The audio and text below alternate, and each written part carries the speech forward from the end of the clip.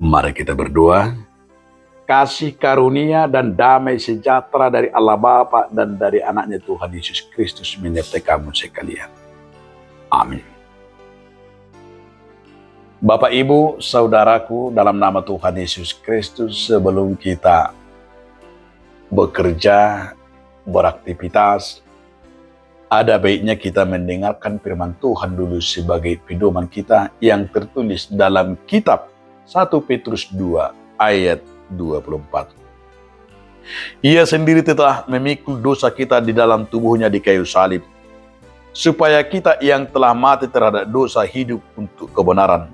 Oleh bilur-bilurnya kamu telah sembuh. Di porsan ibadah dudu satta di bagasan daging na tuhawi, asa malua hita siya dosa, gabe madulu di hati korani. Inorkon ni bugang naido, gabe malum hamu. Demikian firman Tuhan. Saudaraku, dalam nama Tuhan Yesus Kristus, judul renungan kita hari ini, saya membuatnya memikul. Kata memikul itu adalah kata yang merupakan sebuah pengorbanan. Tentu kalau disebut memikul berarti ada beban. Dan beban apa yang dipikul ini yang disampaikan oleh Petrus. Bahwa Petrus mau menyatakan dalam kesaksian imannya, Tuhan telah memikul segala dosa kita di dalam tubuhnya di kayu salib. Oleh karena kejahatan kita, Yesus harus disalibkan. Yesus harus memikul segala dosa-dosa kita. Tujuannya apa? Tujuannya satu, supaya kita selamat, supaya kita hidup.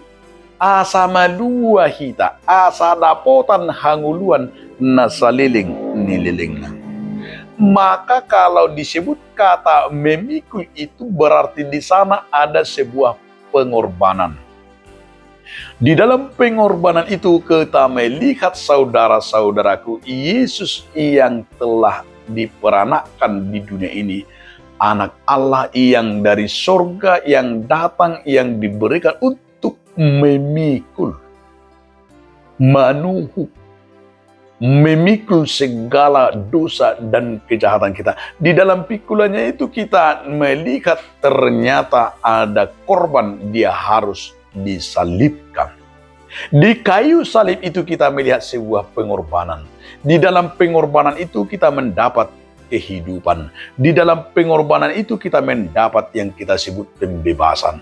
Maka orang-orang yang percaya, orang-orang yang sudah melihat dan orang-orang setia dan tinggal di dalam Tuhan dan merasakan kasih karunia Tuhan dan berjuang untuk kepercayaan, berjuang untuk mempertahankan imannya, maka di sini disebut adalah dia yang telah memikul segala dosa kita di kayu salib.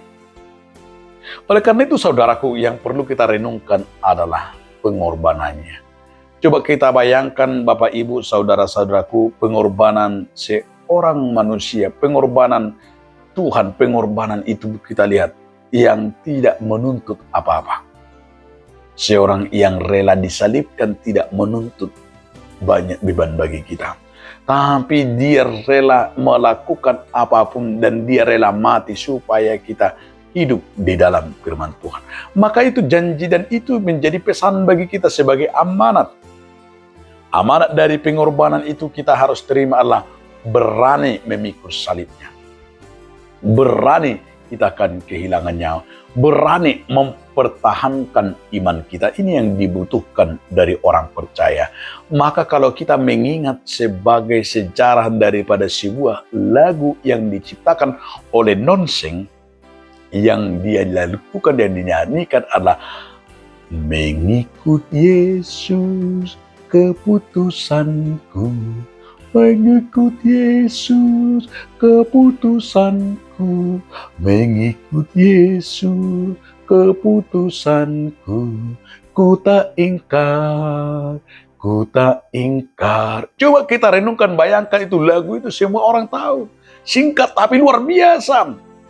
Kalau kita mengingat sejarah itu, di saat terjadinya penyiksaan bagi orang percaya yang mempertahankan imannya, banyak orang-orang yang akan menindas orang-orang setia kepada Tuhan. Maka penindasan di zaman Nongseng di India Timur dipaksa. Apakah engkau masih mengikut Yesusmu? Mengikut Yesus keputusanku, anaknya ditembak. Apakah engkau masih mengikut Yesusmu? Mengikut Yesus keputusanku, ditembak istrinya. Sampai ketiga kali ditanya, apakah engkau masih setia mengikut Yesusmu? Mengikut Yesus keputusanku, kutak ingkar, ditembak kepalanya. Itulah salib, itulah pengorbanan, itulah yang kita lihat yang disampaikan oleh Petrus, memikul salib. Berarti dengan salib, dengan beban itu di kayu salib itulah supaya kita melihat pengorbanan dan mempertahankan bahwa iman kita, bahwa kita akan sudah menerima kehidupan yang kekal. Maka hendaklah engkau setia sampai akhir dan mempertahankan iman. Amin. Terima kasih Tuhan atas firman yang telah mengingatkan kami agar setia mengikutimu. Amin.